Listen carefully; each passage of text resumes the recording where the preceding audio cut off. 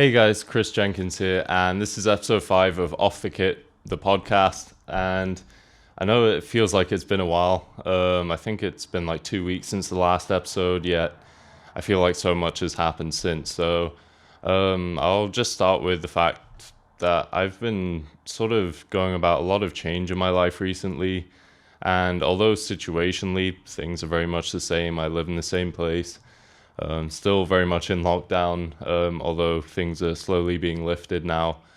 I should also have access to drums really soon, which I'm really excited about because, as I've stated in previous episodes, it's something I've missed dearly. And in 12 years of playing, it's the longest time I've gone without playing drums. I believe it's been about 3 or 4 months now, so it's been challenging to say the least, but I've learned a lot. I really have. And I'd say one of the biggest changes I've made, I stated in the previous episode that I made a lot of changes in regards to my diet, especially eating very cleanly. Not that I was ever eating super unhealthily, but just eating cleaner foods and a lot of vegetables, drinking a lot more water, things like that, which has had a direct let me try that again. Direct correlation with my energy and mood. And that's really helped in terms of productivity and being able to dedicate more time to the content and practicing just on pillows and pads and stuff. But the other really big thing alongside exercising as well has been yoga and meditation. And I never thought that I'd be someone who got into that. I mean, I've always felt that I was quite a spiritual person. I've always had a lot of underlying maybe ideas and feelings towards maybe a more spiritual nature to life. And funnily enough, I started in searching because I knew there was many different kinds of yoga. So I started with just searching the different kinds of yoga and sort of found that there were about 9 or 10 main types, and sort of narrowed it down to what seemed like the most meditative type of yoga, and that seemed to be yin yoga. And honestly, it's been what feels like life-changing. The mood, the state I find myself in after just a 20-30 minute routine, mostly just off of YouTube videos that I find, has just been really blissful. And it's been, again, really nice to find almost what seems like a life hack to quite literally resetting sort of my mental clarity and mood. And it's just left me feeling a lot more at ease and grateful and happy. Happy is probably not the best word, but I would say content and at peace. And again, that just has helped spare energy from overthinking, as I've always had a tendency to do and proclivity towards, and that I find saves me energy then, and I can then dedicate clearer focus towards the tasks at hand. And I will get into the things that I have been working on in regards to drums and music, but I just thought that it's worth mentioning that this has been something that's really benefited me, and I feel like will thus affect the outcome and what's to come in the future, things that I put out and how I go about doing so. Again, I think starting with the foundation of having a clearer state of mind, a better sort of consistent mood, things like that. And so let me see what I've written. Yeah, I mean, one of the biggest realizations I feel like I had recently, because in reflection, obviously not being able to play drums caused a lot of doubt and slight pessimism in regards to my perceived dream of always wanting to be a touring drummer. I've come to realize that maybe that's not the case, and I feel like I still want to do that, and actually, I really do still want to do that, but I feel like it's not necessarily been the priority. It's almost as if I've come to realize that I don't want to say crave, but somewhat desire something a bit deeper than that. And what I'm really looking for is not necessarily to just be a touring drummer, but more so to be somebody who is self-employed and sort of manages my own brand, my own career, my own thing. I've always felt quite independent in nature, and I think by temperament. And, you know, when I used to live in Hong Kong, I was a personal trainer, a freelance, independent one. Funny story, I had planned to work at a gym, work the floors for a few years, learn the ropes, but I had a great mentor, Adam, at the time, who said and encouraged me that, you know, no, bro, you should just do it by yourself. And that was a nice sort of kick in the ass to just go for it. And I'm glad I did. It was not only satisfying, obviously, keeping, you know, what I'd earned for myself and not only just taking a commission, but it just felt nice to be in control of the hours I worked and how I worked, things like that. Again, having a very independent nature, I think it just really facilitated that. And I know obviously a lot of people ideally would like to work for themselves. However, I think a lot probably could. Again, it comes down to the time, obviously a bit of luck, but mostly time and work that you put into it. These things aren't easy to build. And obviously I've been doing social media for a long time, but again, now I've just felt that I've had a much clearer vision and sight of what it is that I want, more than, and even outside of just being a touring, playing drummer. Yes, drumming is still very much my life, but if I can continue to build something around that and based off of that, and continue to expand, and even the community behind it. I mentioned I've been doing these Instagram stories where I just record a simple pattern, or last time I did a stick trick and asked people to tag me in their videos and I would post it. And doing things like that, I just found just amazing. It was this feeling, sense of community that I hadn't really experienced before. It would normally just be me sort of recording my videos, doing my practice, and then uploading my videos out into the ether.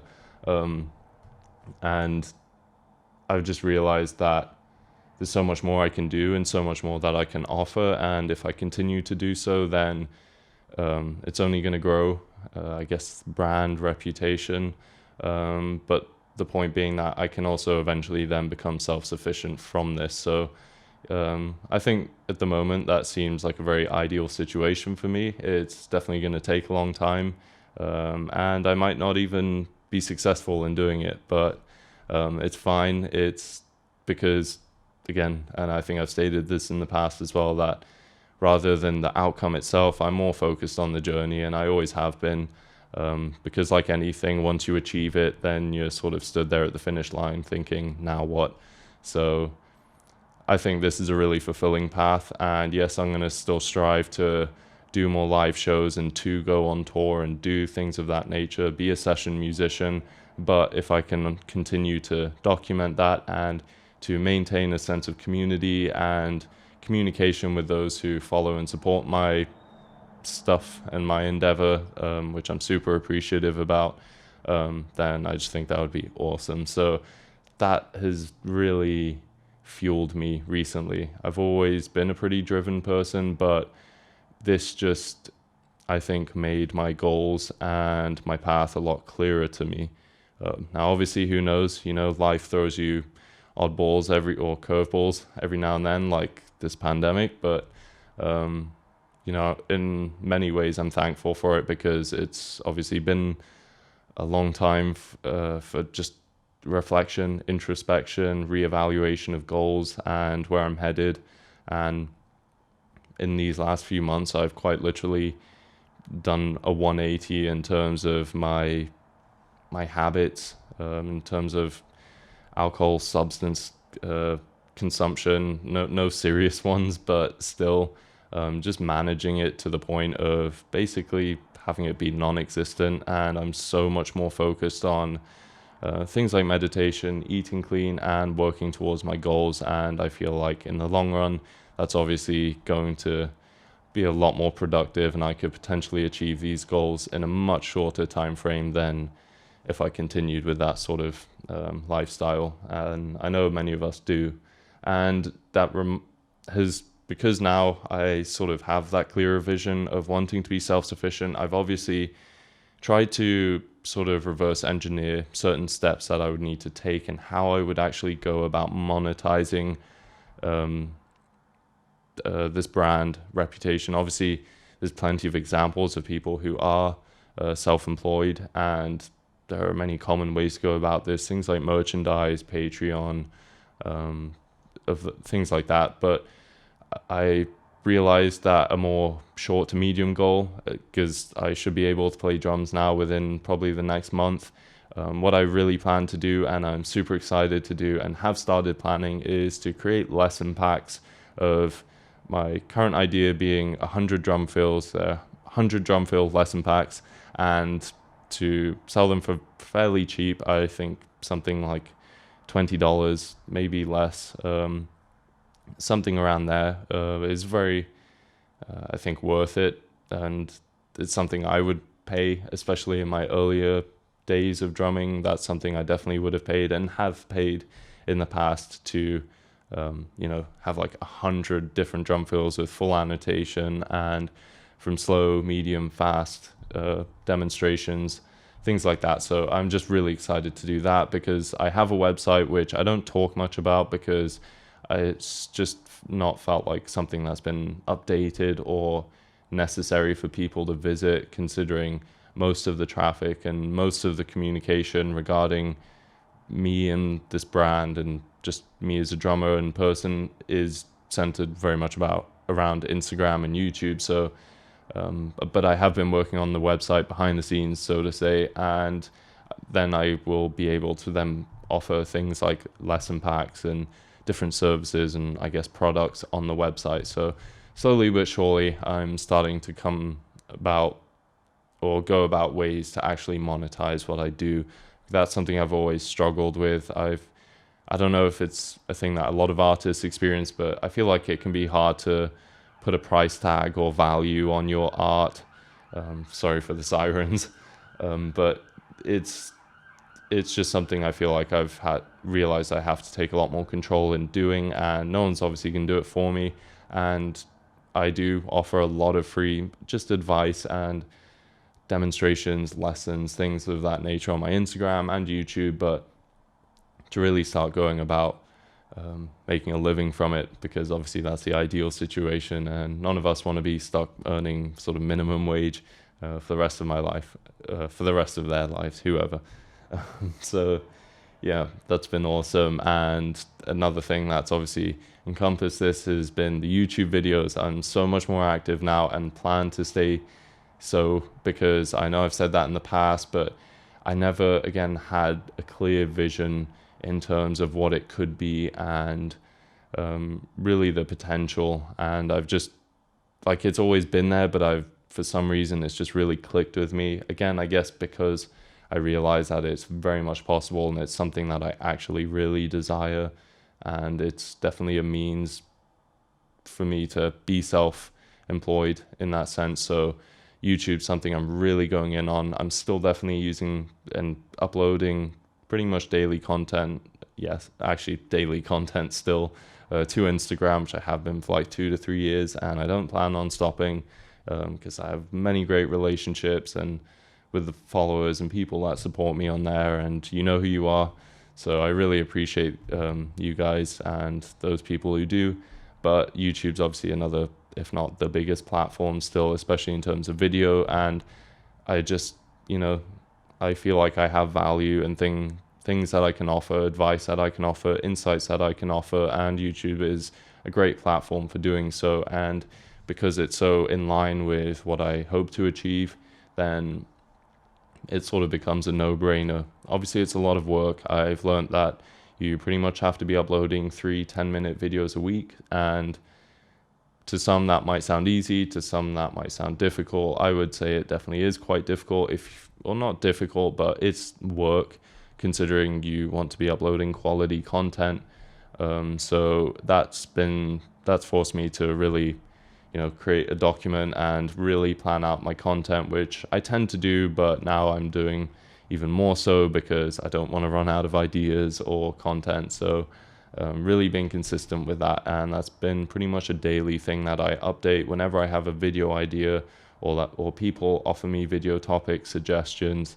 That's why I always try to prompt people who watch my stuff to do so, because if they have any questions, and I have an answer, then I would love to make a video explaining and yeah, just going over that. So the YouTube thing's just been awesome. What I realized as well, though, that I need to work on, and I am, but it needs to really improve, is the thumbnail game. It's such a huge thing, and in a way I feel like I'm joining the dark side, because you do have to be sort of clickbaity, and because you might have really valuable content, but if nobody clicks on it, then it's a real shame, and it's an opportunity cost. So I'm really being forced to work on my thumbnails, but I never want it to be clickbaity and misrepresent what I am actually explaining or showing in that video. So I'm trying to keep the thumbnails accurate, but also obviously enticing, and to hopefully intrigue people to actually click on the videos, because again, these are just necessary things, especially when YouTube, social media is so saturated now. You sort of need that edge. So I do apologize if you find the recent thumbnails a bit, I guess they're a bit cliche and cringy, but at the same time, I actually really enjoy doing them.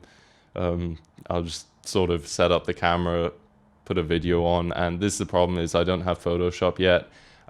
It's not something that's quite in my budget at the moment, but I've sort of started to prioritize.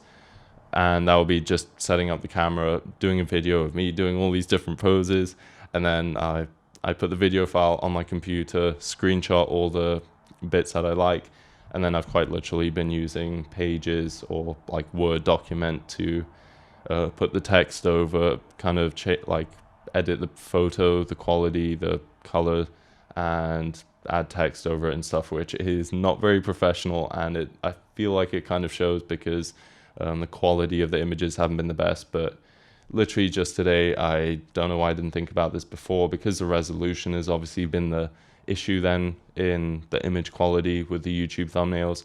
I've gone back to using Canva or Canvas, but Canva I think it is. It's a website, you can use it for free, and I completely forgot about it. I even have an account, so that's now been the next step up, because now the images are actually the right dimensions. So my point being that slowly but surely I'm working on getting my thumbnails up to par and where they need to be, because again, I'm trying to make quality videos with information that I think would benefit people, but I obviously want people to click on the video. So yeah, I'm just trying to be a bit transparent in that sort of process, and that's been a big sort of eye-opener for me recently. I think I definitely undervalued and overlooked the thumbnail side of things. I think every big YouTube creator literally probably has a specific editor or someone working with them, or at least just putting a lot of time and money into the thumbnails. Super important. What else? Oh, and this is another huge thing regarding all these goals, and obviously needing or wanting to upgrade equipment to just improve the quality of my content over time. I went ahead and sold my V drums, or at least my TD30 module, Roland TD30 module, and I'm gonna make a separate video on this, but it was not easy to do. That module itself, I had the TD9 first, and then I was fortunate enough to have been able to upgrade to a TD30 after several years, and had played that for probably close to maybe around 7 or 8 years or something. But that held a lot of sentimental value. It's a module that facilitated immense amounts of hours of practice, like I can't even explain. I mean for the first, I've been playing drums for like 12 years. The first 10 years were pretty much on that kit. I obviously played on acoustic kits as well, but that was my bread and butter. And when I was playing and practicing at home, which I always pretty much had to, or it was always the most convenient, obviously, that I was playing like basically 3 to 7 hours essentially every single day for about 10 years. And that was on that module, and I loved the sounds, and it was like, I do miss it. It is such an amazing just gift and product, and it just allowed for practice that acoustic drums didn't in an apartment. And obviously all electric drum modules do that, but the TD30 module is a really good one. And I've played the TD50, but in all honesty, especially the price difference, I would highly suggest the TD30 in comparison.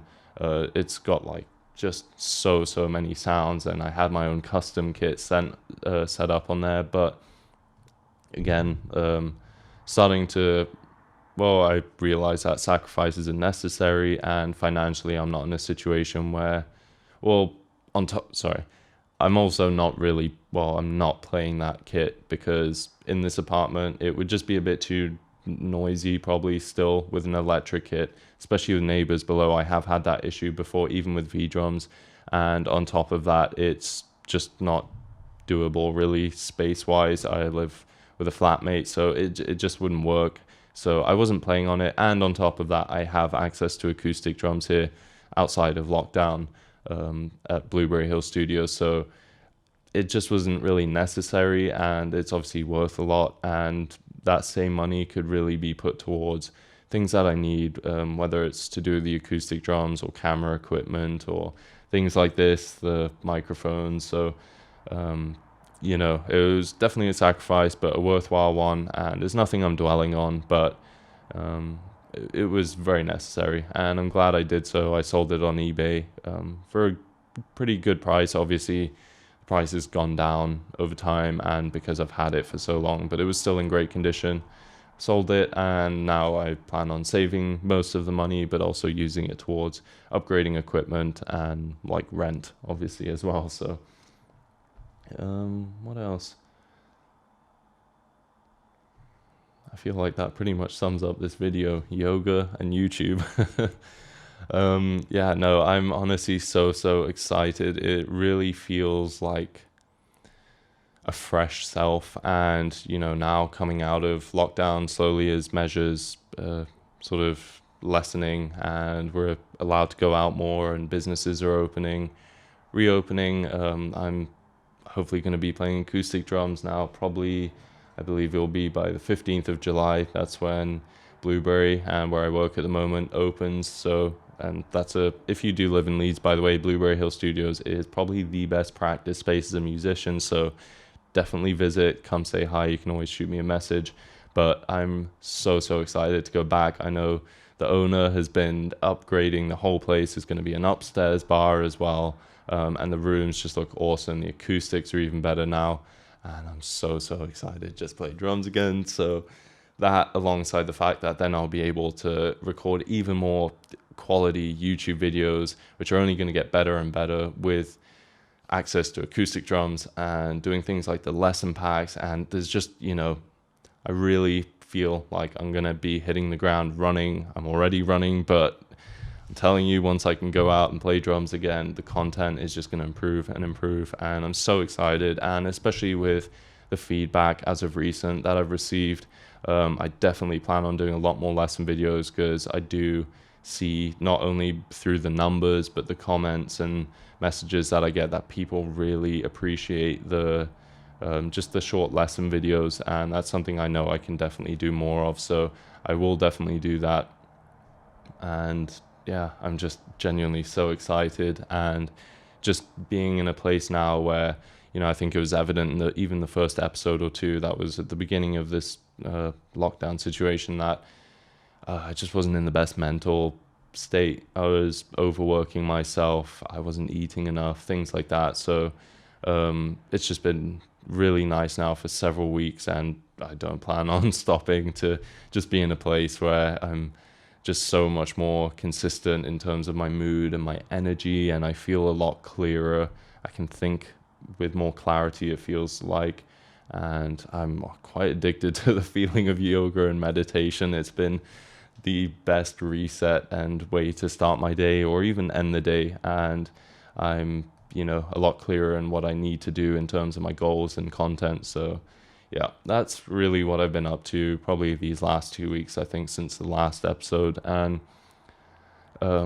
yeah, again, I'm still like uploading daily content on Instagram and doing the usual Q&As and stuff. So if you're not already following me on there, then you can do so at Chris Jenkins _drums.